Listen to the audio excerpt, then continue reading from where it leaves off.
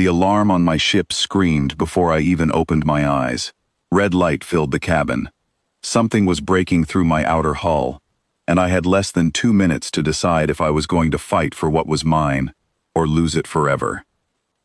My name is Laura Bennett, and 3 months ago, I made a choice that everyone told me was foolish. I adopted a baby dragon. Not a pet, not a toy, a real dragon, from a world far outside human space, a creature built for war, for fire, for power that could level a building in seconds. Her name is Ember, and right now, she was the only reason I was still breathing. I found her when my cargo ship crashed near an abandoned research station on the edge of Kessel's Reach. The station belonged to a company called Scar Dynamics, a group that bred dragons for fighting arenas across the outer colonies. When I climbed through the wreckage, most of the animals were already gone, dead or escaped into the wild ash forests outside. But in one corner, under a fallen metal beam, I heard a small sound. A cry. Not an animal cry. Something closer to a child asking for help. That is where I found her. A hatchling, barely bigger than a cat, her scales black as space itself, her eyes glowing like burning copper. She looked at me, and instead of running, instead of screaming, she reached out one small claw and touched my hand. I should have left her there. Every rule in the galaxy said I should have left her there, but I did not. I wrapped her in my jacket, carried her back to my ship, and from that moment, everything in my life changed. People laughed at me. Traders laughed. Station workers laughed. Even my closest friend, a pilot named Daniel Foster, laughed the hardest. "You cannot raise a Scytherian," he told me, shaking his head like I had lost my mind. "They grow 12 meters wide. They breathe fire hot enough to melt steel. You are going to get yourself killed, Laura." I did not listen. I could not listen, because every night, when I fed her, when I held her close during storms, when I sang to her in the dark, she was not a weapon to me. She was family. For months, everything was calm. Ember grew fast, faster than any animal I had ever seen. Her wings stretched wider every week. Her fire grew stronger every day. But she was gentle. She never hurt anyone. She played with the mechanics on the station. She followed me everywhere like a giant shadow. And at night, she curled around my sleeping pod, keeping me warm. Then one evening, everything changed. I was resting in my cabin when my ship's alarm went off. Not a warning, not a drill. A real, full emergency. Someone was cutting through my outer hull.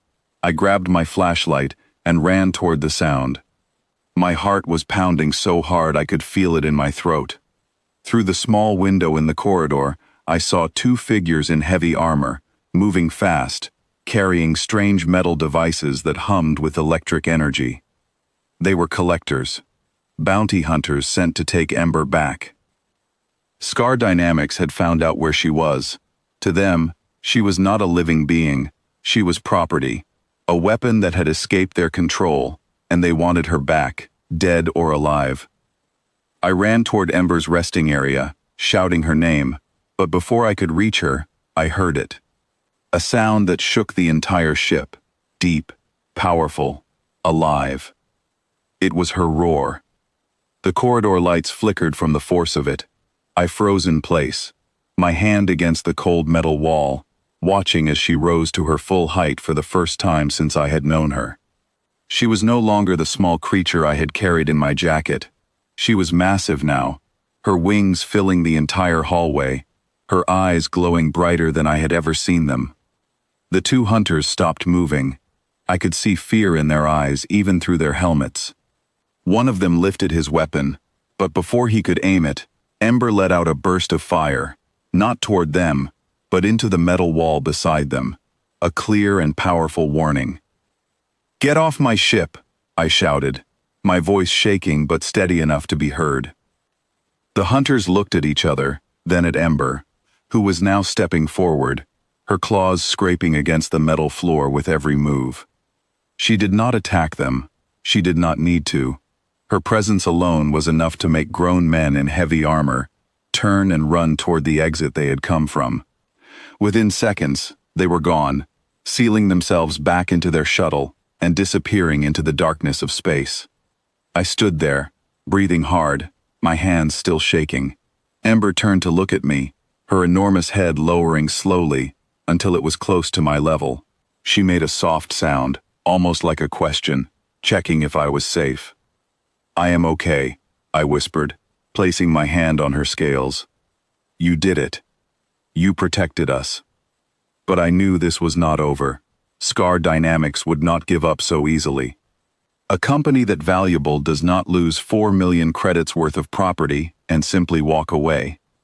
The next morning, I received a message from Overseer Tulloch, the man who managed trade laws at our station. His voice was serious, nothing like the laughing tone he used the day I first brought Ember home.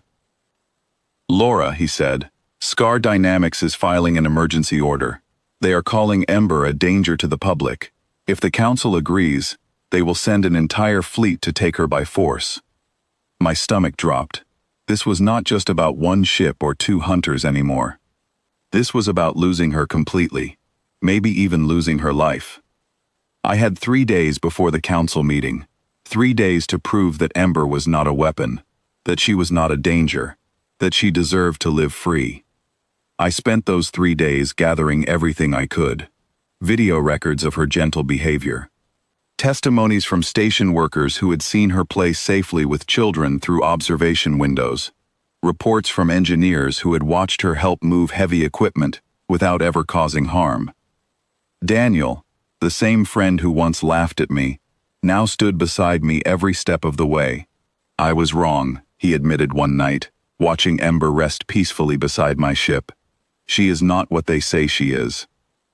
On the day of the council meeting, the room was filled with tension. Representatives from Scar Dynamics sat across from me, their faces cold and unreadable. They brought their own reports, claiming Ember was an unregistered danger, bred for destruction, impossible to control. Then they showed the council leaders footage of the attack on my ship, twisting the story to make it look like Ember had attacked innocent workers without reason. My hands were shaking as I stood to speak, but I forced myself to stay calm. "She did not attack anyone," I said clearly. "She defended her home. She defended me. Every living creature has that right, human or not." The council called for a specialist, a scientist who studied dragon behavior across different worlds. She stepped forward, placing a small device on the table that played a recording of Ember's actions from the night of the attack. It showed everything clearly.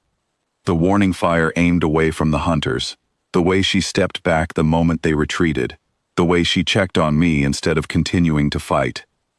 "This is not the behavior of a mindless weapon," the specialist said, looking directly at the Scar Dynamics representatives. "This is the behavior of an intelligent being making a clear choice to protect, not destroy." The room went silent. For the first time since the meeting began, the Scar Dynamics team had no quick answer. The council took only 20 minutes to reach their decision.